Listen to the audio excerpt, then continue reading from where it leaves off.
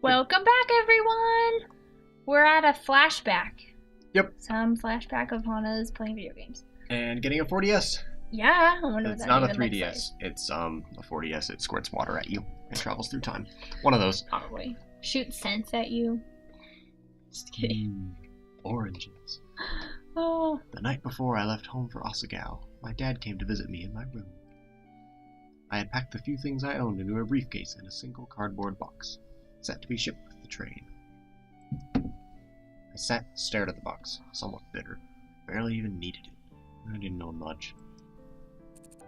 Ooh, her dad. Hana. Yeah, Dad?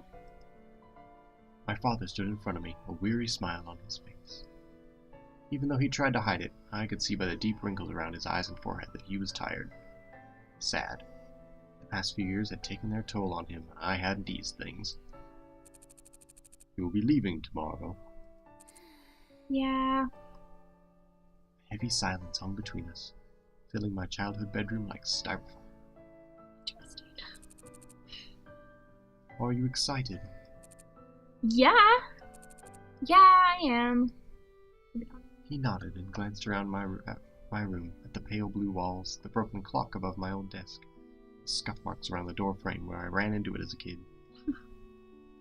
I lived in this house almost my whole life, ever since moving after kindergarten. It was everything I knew, but now it was too much for me. The decision to transfer to Asagao didn't come lightly. First, it was a prestigious institution with a highly prized reputation. Only the best of the best, touting either grades, impressive talent, or lots of money could get in. I was none of those things, but I made it in regardless. Part of me suspected I was a charity case. I received a small scholarship, and it would no doubt look good for the academy to have fostered a poverty-stricken child in its walls. And, despite the fact that my father couldn't afford it even with the scholarship, he guaranteed he'd support me if I went. I looked again at the wrinkles in his face, at the sagging shoulders. He pressed his hands against his body to hide the way they shook. All for me. He'd be all alone. I'm glad you're going. I think this will be good for you. Yeah. That's all she can say. I wished I could say something else, but nothing came. Well, honey, just in case you get homesick, I bought a present for you. Present? From his pocket, my dad produced a shining pink Nintendo 4DS and placed it into my hands. My Nintendo DS is pink. For you. But why? How? Dad, this costs so much. You're already killing yourself to let me go. Why would you? Tears spilled from my eyes as my dad smiled. Nothing is too good for you, my dear Hana. His voice was trembling. You're my pride and joy. You deserve so much better than you've gotten from me. Dad. Go to Asagao. Have fun. Make a lot of friends. And when you get homesick, you play with that. I'll make do. I stood up and hugged him, burying my face in his scratchy sweater and oatmeal smell. I'll miss you. I'll miss you, my little Hana. But the thing is, you forgot to give me a cartridge to play with. Oh no! No games. Now I glanced at the machine hidden behind my desk lamp. Maybe one of the normal boots people have a game. I watched me carefully. Well, you never know what could happen. Sorry, I was thinking about like her DS or her 4DS. I know, it's a sad story. What? What do you mean? I giggled. Sorry. Now I'm the one not paying attention. That's okay. Nothing at all. But I just got back, so I've got work to do. Work, right? Nah, that was lost. PBG and I still had that project due, and we hadn't met to discuss it at all. But you just got it yesterday, so it's probably fine. He said he had it under control, but I should probably make a backup plan. Just in case. Probably a good idea. It wasn't that I didn't trust him, it was just that... Okay, I didn't trust him. Sighing, I worked a kink out of my shoulder. Looked like it was going to be a long night. Especially since she wasted 4 hours playing her. Knock, knock, knock. What was that noise? Was it really a knocking noise? Mm-hmm. I did not hear it. Your volume's on really low. Stop it, please. See? Yeah, nope. Ugh, I'm coming! Who on earth would do this so early? It's like 4 in the morning. So early in the morning. In fact, it wasn't even light out. That sucks. I quietly patted over the door. Mine shifted in her bed. What? What? Oh no, you're gonna repeat that. She did well. Who in the heck? Joshua Lena. It's about time. Who? Oh, honey. She pushed past me and swept into the room, flipping on the light switch. Paul and Nick followed Holy after him. crap, what is this weirdness? It's Josh. Hana, I just feel terrible at ruining your uniform. Sincerely, we owe you an apology and a clean uniform. I'm not so good at that kind of thing, so I brought a friend to help me. What the heck? Josh pulled open my drawer and tossed out clothes left and right. This is interesting. Oh my god, stop! That's my underwear. What's wrong with you? I ran to him and grabbed his arm, trying to pull him away. These panties are so cute. They're perfect for you. Oh my gosh. Get away from there! Where's your uniform? Like sensible guy. Ask. I ducked below Josh and opened a drawer, pulling out the sticky fabric. Holy crap. Here, take it. Threw it at Josh's face, but he caught it with ease. This is no problem. I promise I'll have this cleaned up in no time. Girls? He snapped. Oh, I got it. Nailed it. Good job. Follow me. Paul, Nick, and Josh swept from my room, but they didn't head towards the hall exit. Instead, they turned left, heading deeper into the dormitory. Holy crap.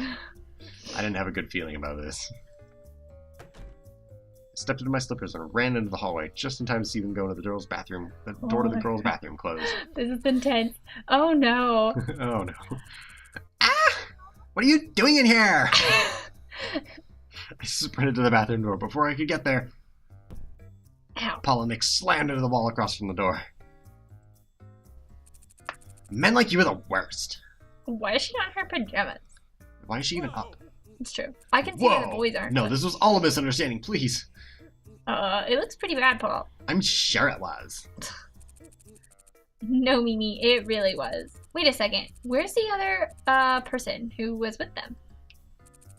She's doing something with a uniform in the sink. Mimi tossed her head with a sniff and headed back into the bathroom. She actually thinks Josh is a girl? She wouldn't be the first. Oh my gosh. Josh himself believes he's a girl. That wig is magical. Well, stay out of the girls' bathroom. It's not exactly going to help your platform if word gets around that you're a pervert. Shadow fell over Paul's face. Oh, sad. I sighed.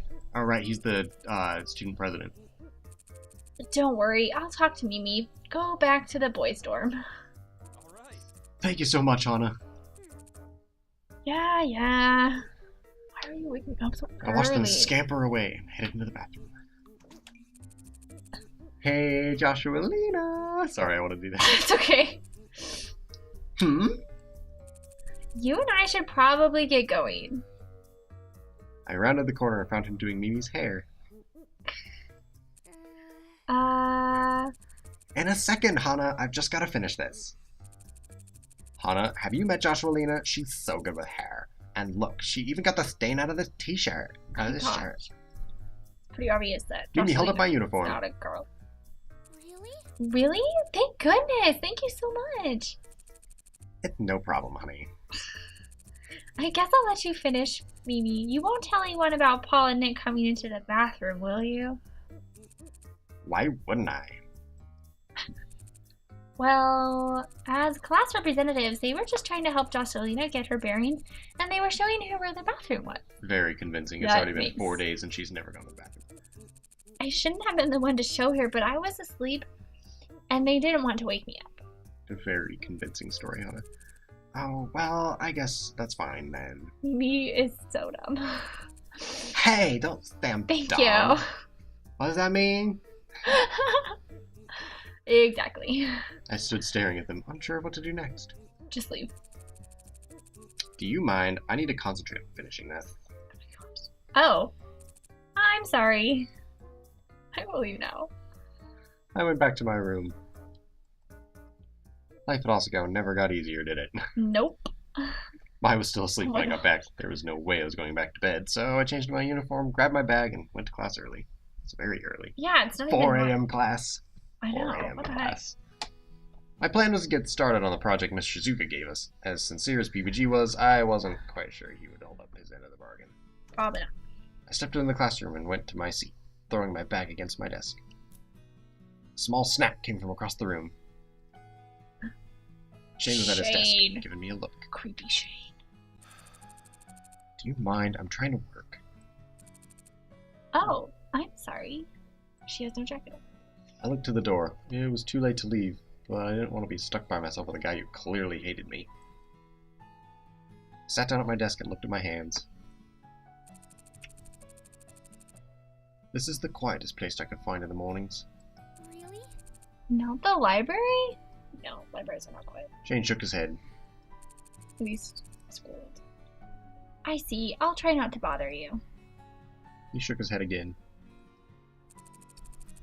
You're fine. Do whatever. Dot, dot, dot. It'd be awkward if I just sat there like that. So, what are you working on? No, just work on your own stuff. Just kidding. Shane looked at me. For a moment I thought he wasn't going to answer. Then he waved me over. Oh my gosh. I crossed the room to his desk and looked over his shoulder. Several sheets of paper with lightly sketched outlines lay in front of me. It looked like they were for comics? Oh. You draw comics? Yeah. What about He shrugged. comic books? Whatever. He said it with a touch of finality, so I skipped to another topic. Oh, I'm supposed to know. Do you mind if I ask where you're from? Yes, he does mind. Shane gave a heavy sigh. Could you not tell by my accent? I'm from England. This is my second year. Oh. He continued to draw, etching the lines of a British flag above what looked to be a government building. Do you miss it? He finished shading a line before responding. I guess. My whole family is there. You're by yourself? Why did you come here? Isn't she by herself? All the sighs. Oh, sorry, I'm yawning. Class will start soon. Don't you have something to work on? Ooh. Ouch. Ooh. We're taking the hint. I went back to my desk. Yep. Bury your head. But he waved you over. Suddenly the door slammed open. Hey, look, we got here early. Yeah. Oh, I didn't even notice the bird had a jacket. Wonderful. Oh, Hana, Shane, it looks like it's just the four of us. We should stir up some trouble. Trouble? Let's plant an egg on Miss Shizuka's chair, eh? I bet she'd think it was hilarious. Doubt it. No. Aw, come on. I bet I could find an exploding bird or two to dive bomb us during class. No. I bet you could probably bake her a cake. Filled with knives. Oh my gosh, John. What the heck is wrong with you? Shane was more than an ocean away from his family and friends. I was only 2 hours away from my dad, and yet I missed him so much. So her dad doesn't. Was Shane homesick at all? Probably. Soon other students filled the room, and Mai joined me at my desk, asking why I abandoned her. Well, there's an interesting... I filled her in on the situation. She had a good laugh, but as the clock ticked closer to class time, I felt like something was missing. She no PVG? Eventually, I realized what it was. Oh, I got it right. PVG wasn't in class yet. Oh my gosh! The bell rang. Miss Shizuka came in, and class began. But still, he was nowhere to be found. She only seems to have like one class a day, and it's this class. Where was he? Secret channels. The real problem that causes grinding to be necessary in RPGs, if you ask me, is that the whole system is flawed. Miss Shizuka's on a tangent again. She must have gotten stood up. Class was nearly over and PPG still hadn't shown. I was worried, but no one else seemed to care. That kid always misses class. Still, what if he was sick? Why didn't anyone care? Because it's PPG. At the sound of the bell, Miss Shizuka jumped. Ah! Oh, well, turn in a 2-page reflection on why the human species as a whole has the emotional range of a teaspoon. Due tomorrow. Wow. She definitely got stood up. Miss Suzuka? I stood and dashed to her desk.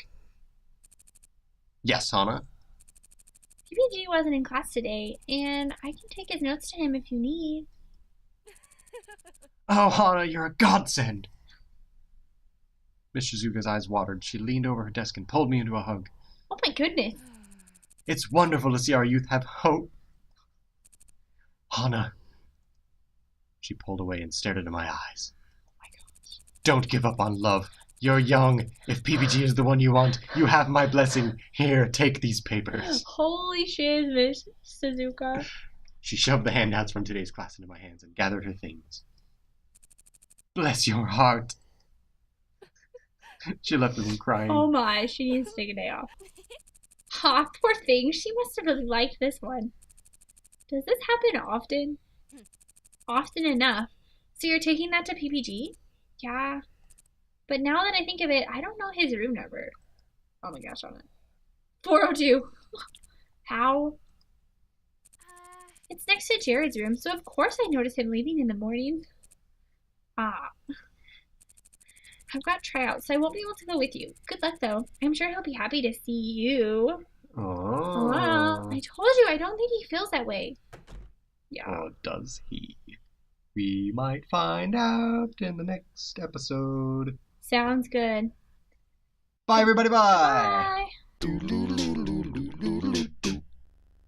I think that was like Conan's outro thing. Bye, everybody. Bye. Oh, nice.